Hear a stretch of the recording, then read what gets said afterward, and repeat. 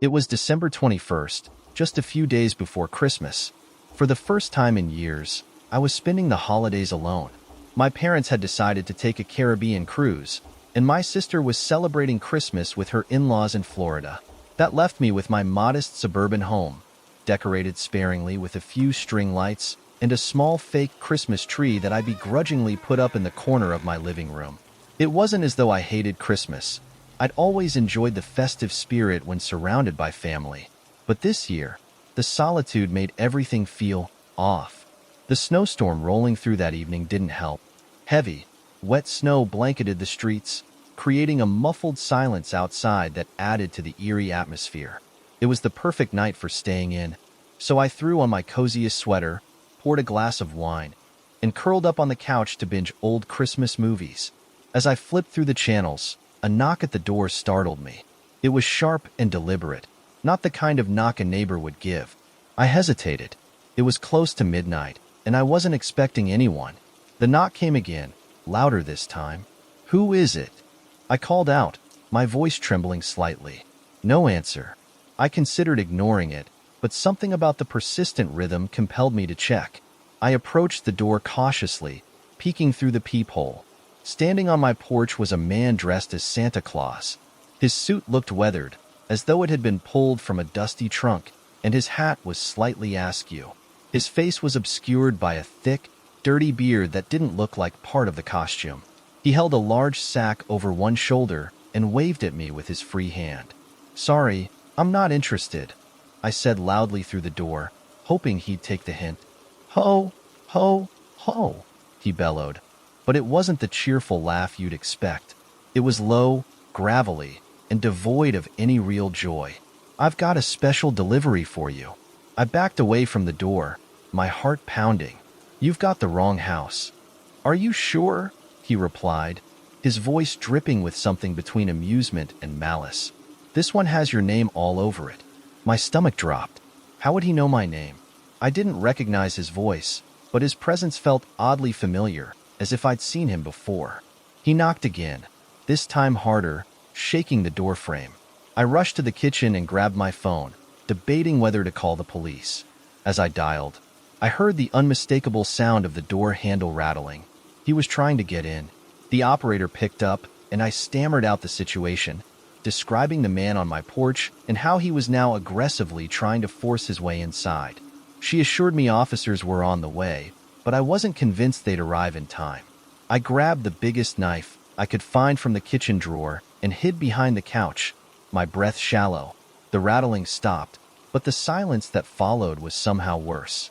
I strained to hear anything: footsteps, heavy breathing, anything that might give away his next move. Then I heard it. The sound of something being dragged along the side of the house, accompanied by the crunch of snow underfoot. He was moving toward the back door. I crept to the sliding glass door that led to my backyard. The snow-covered deck was eerily still, illuminated by the glow of the string lights I'd hung up earlier that week. For a moment, I thought he'd left, but then I noticed movement near the edge of the yard. He was there, standing just beyond the reach of the lights, his sack now resting on the ground. "I see you," he called out, his voice sing-songy like a nursery rhyme. "And I've got something very special for you." Suddenly, he reached into the sack and pulled out a large object.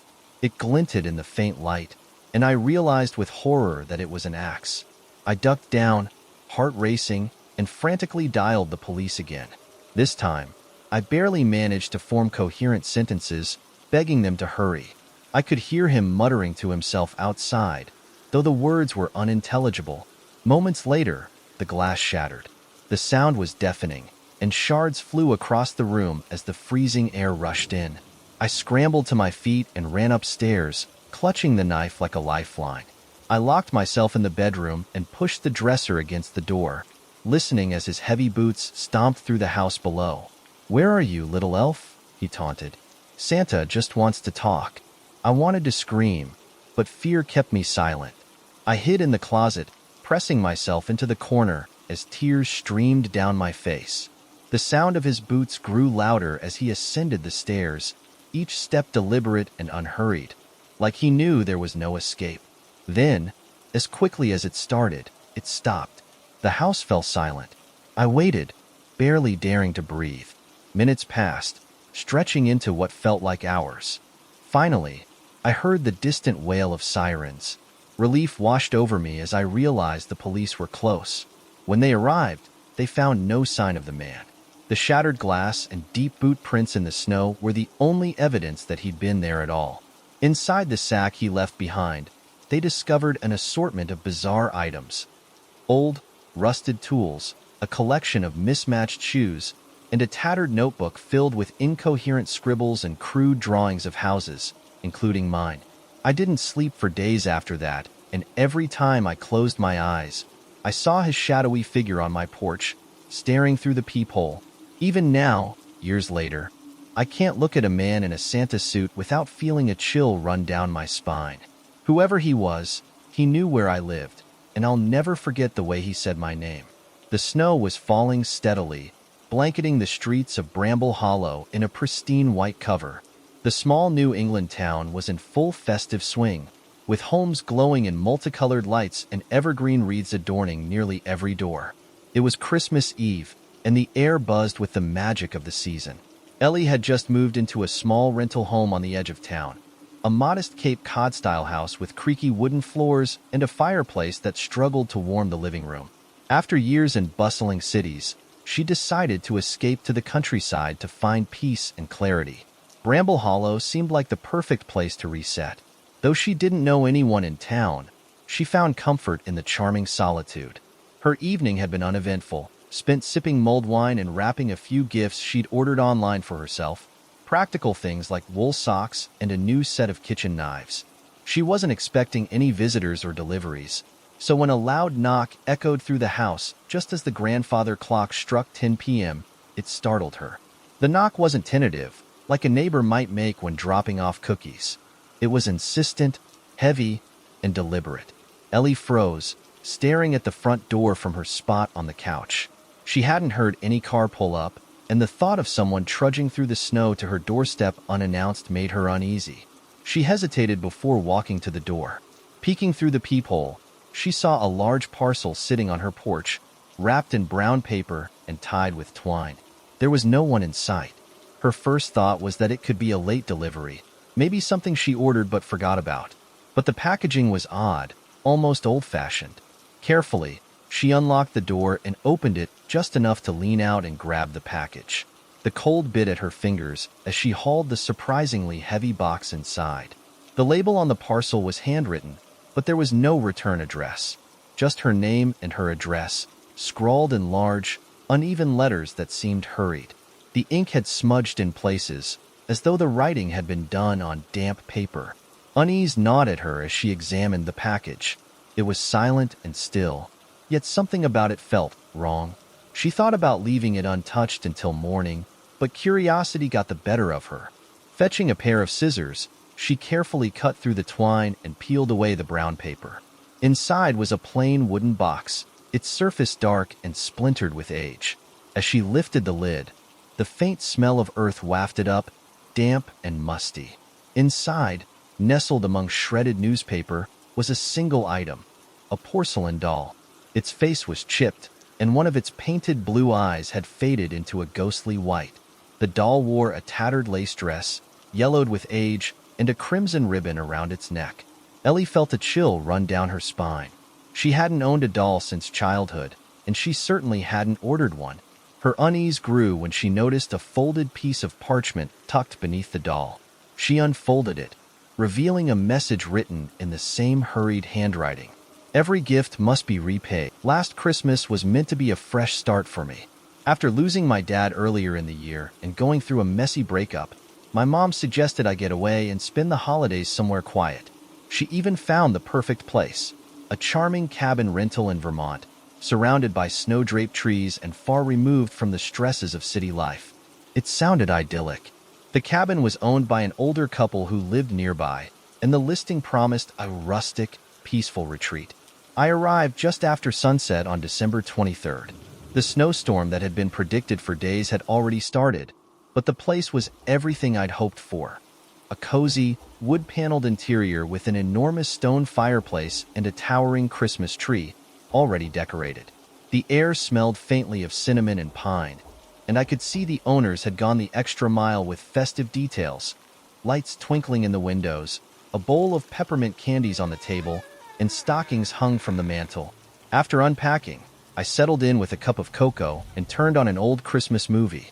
It didn't take long for the gentle glow of the tree lights and the crackling fire to lull me into a sense of comfort.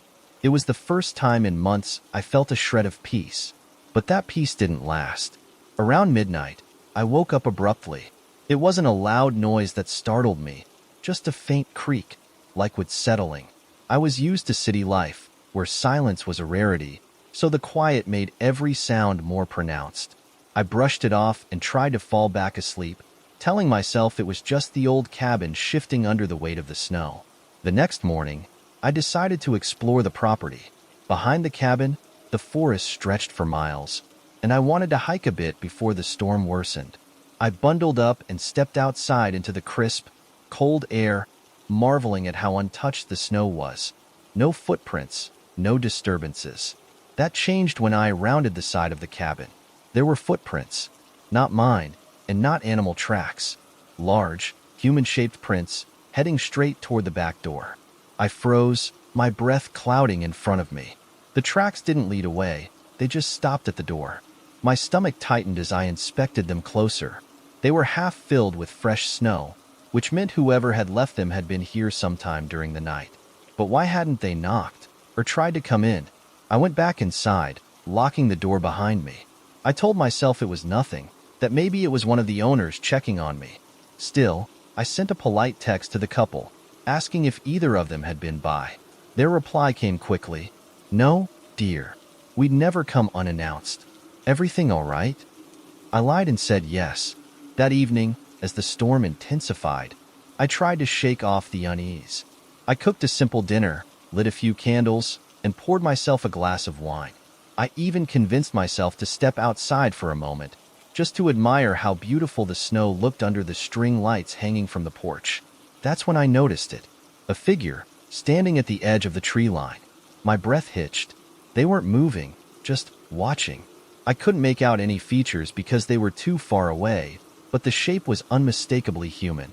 I stared, willing my brain to come up with a rational explanation. Maybe it was a trick of the shadows, or one of the owners, checking to see if I was okay. But as I moved slightly, so did they, mirroring me. I stepped back toward the door, and they stepped closer, still keeping a fair distance, but making it clear they were aware of me. Heart pounding, I bolted inside and locked the door. My hands were shaking as I grabbed my phone and dialed the owners. The call went to voicemail. I didn't sleep that night. The storm raged outside, howling against the cabin walls. Every so often, I'd hear faint sounds, a scrape along the porch, a muffled thump near the back window. I stayed curled on the couch, clutching a kitchen knife, my phone in my other hand, though I didn't know who I could call for help. By 3 a.m., the noises stopped. Morning came slowly, and with it, a false sense of safety. In the daylight, everything seemed normal. I even convinced myself that I'd imagined most of it, that my nerves had gotten the better of me. But then I found the marks. Long, deep scratches along the wooden porch railing. They weren't from an animal. They were too precise, too deliberate. I decided to leave that day, storm or not. I packed quickly, tossing my belongings into my bag, desperate to be anywhere but there. As I carried my suitcase to the car, I felt that same oppressive sensation I'd felt the night before, the feeling of being watched. My eyes darted to the trees, but there was no one there. Just as I reached the car, I heard it. A voice, faint but unmistakable, carried by the wind. "Don't go." I didn't look back. I threw my suitcase into the trunk, jumped into the driver's seat, and started the engine. My tires struggled against the fresh snow as I sped down the narrow road, not daring to glance in the rearview mirror. When I finally reached the main road, I pulled over, trembling. My phone buzzed. It was a message from the owners. "We're sorry to hear about your experience. No one has stayed in that cabin for years." My blood ran cold. I stared at the text, heart racing. Before I could reply, a second message came through. "We don't own it anymore." In December 2018, My sister Emily and I decided to spend Christmas at our family's old vacation house in northern Michigan. We hadn't been there since we were kids. Our parents used to take us every summer, but after they sold it to a distant relative, we lost touch with the place. However, that year, our uncle, who now owned the property, offered to let us use it for the holidays. Emily thought it would be the perfect way to escape the chaos of the city and reconnect with our childhood memories. I wasn't as eager, but I agreed, hoping the isolation might help me clear my head after a rough breakup. We arrived on December 23rd, just before dusk. The house was exactly as I remembered it. A two-story, weathered structure surrounded by dense, snow-covered woods. The driveway was long and winding, and as we pulled up, the sun was setting behind the trees, casting long, eerie shadows across the snow. The air was bitterly cold, and the wind made the tall pines groan and creak. For a moment, I felt a pang of unease, but I shook it off, blaming my mood. Inside, the house smelled faintly of mildew and old wood. The furniture was covered in white sheets, and the air was frigid until we turned on the heat. Emily busied herself unpacking decorations she had brought, determined to make the place feel festive. She even brought a tiny fake tree, which she set up in the corner of the living room. I was less enthusiastic, content to light a few candles and plop down on the sagging couch. That night, as Emily cooked dinner, I wandered upstairs to look around. The second floor had 2 bedrooms and a small bathroom. The larger bedroom had been my parents' room, and the smaller one had belonged to Emily and me. As I stood in the doorway of our old room, a strange feeling crept over me, a sense of being watched. The room was just as we'd left it years ago, down to the faded wallpaper with cartoon animals. But something felt off. I couldn't put my finger on it, so I closed the door and went back downstairs. Dinner was uneventful, and we spent the rest of the evening watching Christmas movies. The wind outside picked up, rattling the windows and howling through the eaves. Emily joked about the house being haunted, and I laughed along, though I couldn't shake the unease that had been building since we arrived. Around midnight, I went to bed, leaving Emily to finish her movie. The small bedroom felt cramped and cold, despite the heater we'd turned on earlier. I crawled under the covers and tried to sleep, but my mind wouldn't settle. The wind outside sounded almost like whispers, faint and unintelligible, but persistent. I told myself it was just my imagination and eventually drifted off. I woke sometime later to a faint tapping sound. At first, I thought it was Emily moving around downstairs, but then I realized it was coming from the window. My heart raced as I turned toward the sound. The curtains were drawn, but I could see a faint shadow through the fabric, shifting slightly. Someone, or something, was outside.